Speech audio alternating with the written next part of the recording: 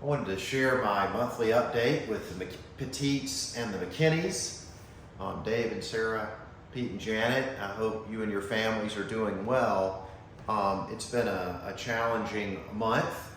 I've been to the Mayo Clinic twice in the last month, and we did surgery one week and went and met the following week with the doctor to get the results and the update. It turns out that the optic nerve, his words were dim. So barring a miracle, which I certainly believe in those, I will be blind in this right eye for the rest of my life, and certainly am praying that the infection does not take out the left. I think it actually went out one morning in July of last year, and so I have had a year to adjust to not having sight in this right eye. And there were times through that period where I couldn't see out of either eye, and so I've gotten some initiation to using technology to try to work around the loss of sight, and hopefully that won't be necessary permanently. I'm having great conversations with national and global innovators about particularly Oxford and the Creative Destruction Lab there, which is a nonprofit global accelerator, and we're trying to partner with them in health tech. They have 28 different areas. Kelly and I helped Georgia Tech, who was the first university to have the Creative Destruction Lab, launch their neuro and biomedical engineering streams. And so this will be health tech for the United States, focused on health disparities, access, and equity. I don't like those terms, but those are the modern terms of art, I suppose, with minority entrepreneurs with the Morehouse School of Medicine, and some, hopefully, the Google founders. They did a $50 million campus on the Google site in Silicon Valley in partnership with Andrew Young and Howard University to train African leaders in technology. And we hope to do something similar in the Morehouse School of Medicine, both to train African leaders in health tech, but also U.S. Entrepreneurs that are focused on minority health access, including minority entrepreneurs. So one thing we're doing with Oxford is launching a health tech stream in the U.S. The other will be an impact fund in Africa, which Oxford's wanting to do for 15 years, and have an incredible set of advisors and global partners. A general partner in Washington, D.C. named David Kaguru, who grew up in Kenya and is a dear family friend of Amy Owen, who lived upstairs for 18 months. They went to Rift Valley Academy together. David is fourth generation business family from Kenya, has done about a dozen startups in Africa, and worked for 3 multi-billion-dollar multinationals, and works for a top 10 in the world search firm now that a friend of mine, Dale Jones, founded, who's also an advisor.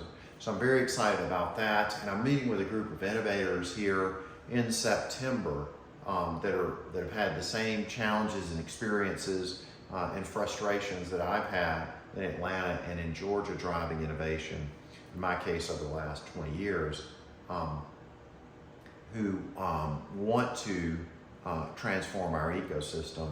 And I'm excited about that meeting, and I'm excited about the many, many no's I've gotten that have forced me to partner with people like Praxis in Vancouver rather than the Shepherd Center, or Oxford rather than Georgia Tech and Emory Morehouse, with Jacob's Ladder rather than CHOA, with people like the U.S. Olympic Committee when we turned them down at Warm Springs for the Paralympic Training Center for golf, to collaborate with other partners, and with the X Prize, or Forbes Healthcare and Impact, or ARPA-H, were all opportunities I've worked on for years. But it gave me an opportunity to interact with national and global innovators, and we now have actually much better partners outside of Georgia, both nationally and internationally. So I'm grateful for that. And now I hope we can take those experiences as leadership changes and becomes more innovative and open to collaboration and incorporate those partnerships into our institutions. Georgia Tech has been phenomenal to work with, by the way, through the Creative Destruction Lab, leadership there who has had challenges raising money, unfortunately, in our community, but their leadership opened up Oxford and other networks for me around the world. So I hope that will come back and be a blessing both to them and to Georgia Tech. My brother is trying to do a $1.2 billion health innovation campus in College Park, 300 plus acres with a Jack Nicklaus signature golf course that could centralize all of our research, which Governor Perdue wanted to do as governor on Fort McPherson. But the chancellor of the university system at the time and the university presidents fought him on that. And I hope we'll be able to implement that there. So I'm excited about that opportunity to collaborate with Robert, and thrilled to see what the next chapter is going to hold for me. I'm working on a podcast and YouTube videos with the World Evangelical Alliance, the Orthodox denominations, and the Catholic Church leadership, which is north of 2 billion, maybe 2.5 billion people globally. So I'm going to be highlighting stories of faith, inspiration, service, and hope. And as soon as we get that going, I'll be sure to share it with you. But I'm so grateful for your love and support over these many years. I have really enjoyed the swimming. The Lokomat's been transformative for me and the other patients we've gotten a chance to work with. Ignacio and Hilda visited recently. He got a 399 in his second master's in kinesiology and is headed into his PhD.